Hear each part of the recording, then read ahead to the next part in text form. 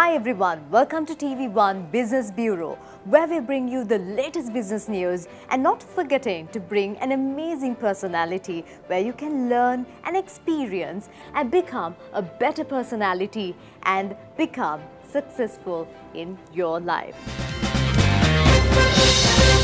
A multitasker, a vibrant character, an amazing personality for you to learn, experience and become successful. And most interestingly, this amazing personality have traveled to more than 90 countries.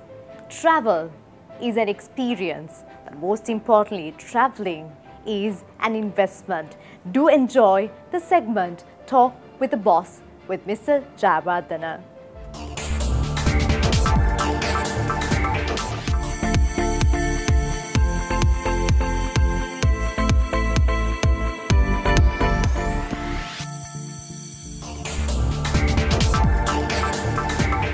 Multitasker, a vibrant business leader, Mr. Preethi Jayawardena. Good evening. Good evening, Bernadine. How are you doing? Well, I'm doing fine, thank you. Today is a weekday and I'm sure you're really busy, but you were able to allocate time. How do you actually balance your time? Well, Bernadine, time management is absolutely necessary when you come up to the top. Well, I'm involved in several companies.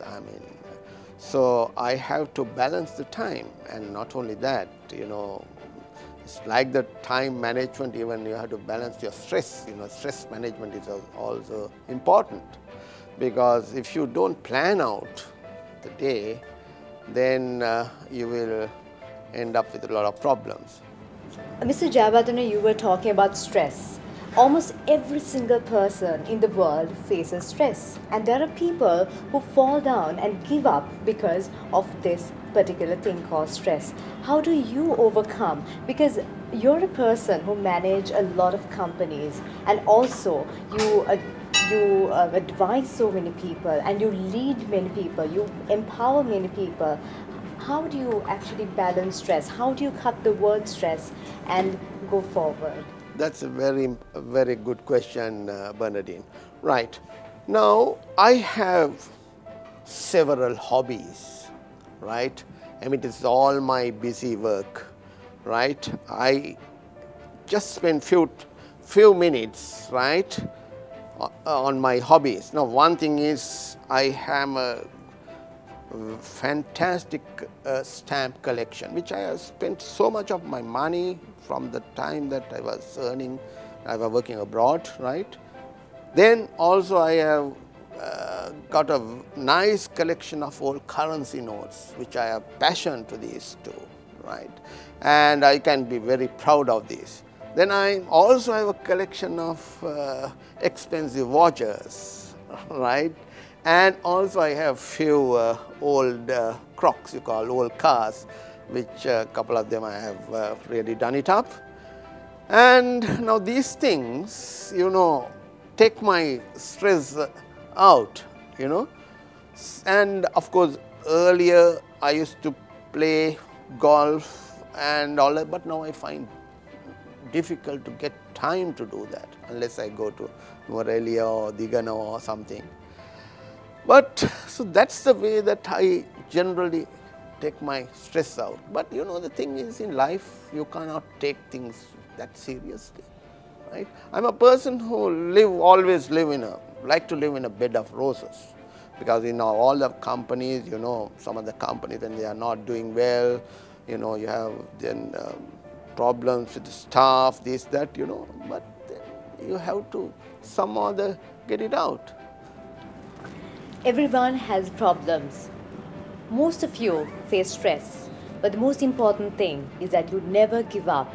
Do not fall, but make sure if you feel that you're stressed out, do not keep on shouting at people, do not put yourself down, but start finding a stress reliever. Start collecting stamps, start listening to music or play golf or do whatever you would like to do to make sure that you will not feel stressed.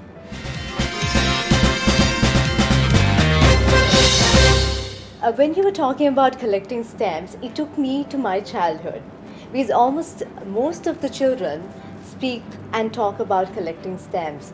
But I think the beauty is actually continuing it and feeling the value. So I really am happy to hear about that collection of stamps and the valuable stamps you have been collecting all this time. So I would love to know about your childhood. Well, I grew up in a town called Calonia. I mean, the thing is, that was my ancestral home, and I was educated at Royal College. I had a brother, and my brother and I, we were at Royal College, and I also had a younger sister. I was the eldest in the family. Well, I must say that I was not a very bright student, right? You know, I mean, there were so many brilliant students at Royal in my class, you know, but still I wanted to do engineering. I did double maths and physics and chemistry for my advanced level. I got through, but there was a sudden change the course. You know, I thought that the accountancy profession had a lot of scope and potential. And fortunately for me, that year, right, there was the Institute of Chartered Accountants put out something called introductory course. First time they opened out the examinations to the outsiders. Earlier it was a closed profession, and I followed this introductory course and were able to get through. There was about 200 odd people sat for it, and they selected only 70. And without anything, completely, I mean, from double maths, physics, chemistry, right, to getting into subjects like accounts, auditing, economics and all. But still, I was able to pass the exam. I must tell you, I mean, there were brilliant people like Srinivas Cabral, the Richard Ebel, and that, you know, also all were in my batch. And one good thing I can now be proud of it, I was one of the, I think about 16 or 17 of us only got through all three exams the first sitting, and I was lucky to be one of the things. But the thing is, I can remember the days that I studied 24 hours, because the examinations of the Institute of Chartered Accountants were very, very tough. You need to put a lot of time. I can remember one of the papers carried headlines saying that the examinations conducted by the Institute of Chartered Accountants are rigorous and ridiculous, right? You know, but still, that was one of the greatest achievement. Of course, during that time we did also Chartered Management Accounting of the UK, and you know, but then still it's of the same accounting profession. But after completing my examinations, I started working at a company. Now it's called Ernst & Young. Earlier at that time it was Turk & Young's, you know. But I did not like the profession, to remain in the profession as a practicing accountant. I was one of the first to get out of the profession, right? I think I was there just about for 8 or 9 months. I went and met the president partner, one of the people whom I really admire and value, Mr. MTL Fernando, and I told, sir, I don't like to remain in the profession. I want to get out of profession to the commerce, trade commerce. So I really liked my profession. Of course, at that time I was just 24, 25, and you know, young, energetic, you know, travel to Nilavali, to Giritale, then here next day. Then I was there for about 2.5 years, and then one of the things my Mr. MTL Fernando told me, said, I can still very vividly recall the exact word. He said, son, this is fine, but if you can get the chance, get out of the country, see the world. That is something which I can boast of, you know, the places that you have seen.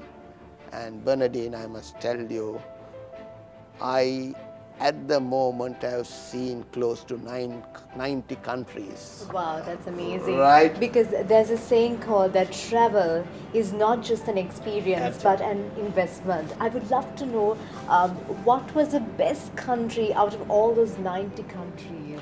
Well, yes, the thing is, to tell you frankly, I love the South Island of New Zealand. It's a very enchanting place, but not to live, because they say that a lot of the rate of suicide there is very high because people are bored, right? You know, but it's a beautiful country, right? Then Africa, you know, I have visited practically, say, 80–90% of the countries in Africa, you know, places like, of course, South Africa was my second home. I have driven from Johannesburg and Durban to Zambia more than 12–13 times, driven 2,600–700 kilometers. I used to drive, come to South Africa, buy a car, load it with a lot of goodies, then go back to Zambia. So Jayawardena, your words and your experience defines the word vibrant, and I see that vibrant expressions from your face, and when you're talking about your experience of traveling to 80 odd countries, and that's amazing. So remember, traveling is just not an experience, it is an experience, and also especially it's going to be an investment, because you're going to learn a lot when traveling. Leaders become great not when they have power, but when they have the ability to empower many people. Mr. Jayawardena, you have been empowering so many people in the country, and not stopping there, but have been empowering people in the world. Now, you have been working in many companies, so I would love to know how you balanced it, especially how you wake up in the morning and at what time do you actually go to sleep. And you have only 24 hours, and I'm sure that God haven't given you extra time. So how do you actually balance it? That's again another very good question you have posed on me. Well, Bandin, most of the days I get up at 3:30 in the morning. First thing I do is I listen to Bloomberg, right? You know, treasury management, this currency strategy, that is my forte, right? When you listen to Bloomberg, you know exactly what has happened around you. As you very rightly say that we have to manage our time. You have got 24 hours, I have got 24 hours. But every day, then after that, I just plan out my day, right? Because, you know, there are a host of meetings you have to attend, right? And several companies, I am serving in so many company boards, right? And then all that thing we have to plan out, because if you try to do it ad hoc way, then you'll end up with obviously the stress and, you know, all these problems. So that is something which I do all the time, you know, every day. So then coming to your next question. Now, one thing which I really value and which I always tell everybody, you know, you have to be the number one thing is your integrity, right? You serve in any company. If you are not honest, because you can make business, sometimes business decisions can go sour. That is acceptable, right? But as long as you have done in the best interest of the company, your conscience should be right, right? Now, the problem is, I always see that the company, the mistake what they do is they don't pay that much of emphasis on the recruitment for the, especially to higher level positions. If you don't, like you put one bad apple to the basket of so many, I mean that bad apple is not going to turn good. What happened? The rest will turn bad. So no, I don't believe in, right, any pardoning of somebody who has been dishonest. because that's why. And other thing is, if you as a business leader, one thing is you must never start collecting skeletons. If you start doing that, you will have to be under obligation to so many. Then you will not be able to serve the company. So that is something which today I am not scared of anybody, because I have not done anything, I have not robbed, I have done the best to the company, and at the end of the day, I can sleep peacefully, right? If you do that, then only all these problems, the stress factors, my God, now what happened, this get caught, that get caught. So that is very, very important. So that is something which really, although I am involved in several places, because my everything is clean, right, and I am not bothered of decisions can go wrong. You know, of course, so many top business leaders have multiple failures, but that is something which I really value. That's wonderful. That's a brilliant message to everyone who is watching. And what I would like to say is that you can buy jewels, but the jewels which can really make you beautiful is a smile on your face, and inside the integrity that you can earn respect from anyone. So remember to wear the smile on your face, and remember to have integrity inside, which cannot be measured by anyone. You speak the books you read, and you demonstrate and deliver according to the videos and whatever you watch in life. Mr. Jayawardena, do you believe in that? I am a great believer of that. I must tell you, Bernadine, that is something which I really value and I fascinate.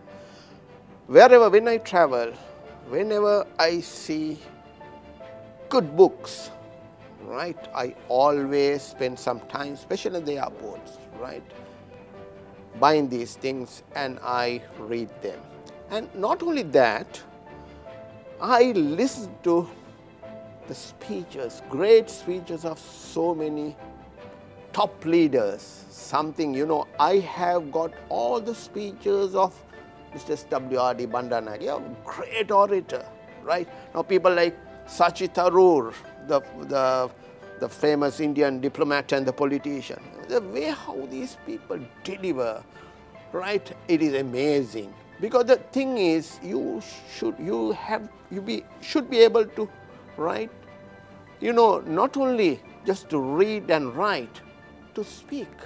Because if a person can speak well, he has a place in anywhere, in any part of the world. If you can't talk, you have no place. Great Winston Churchill said, a good speech should be as long as a woman's skirt, right?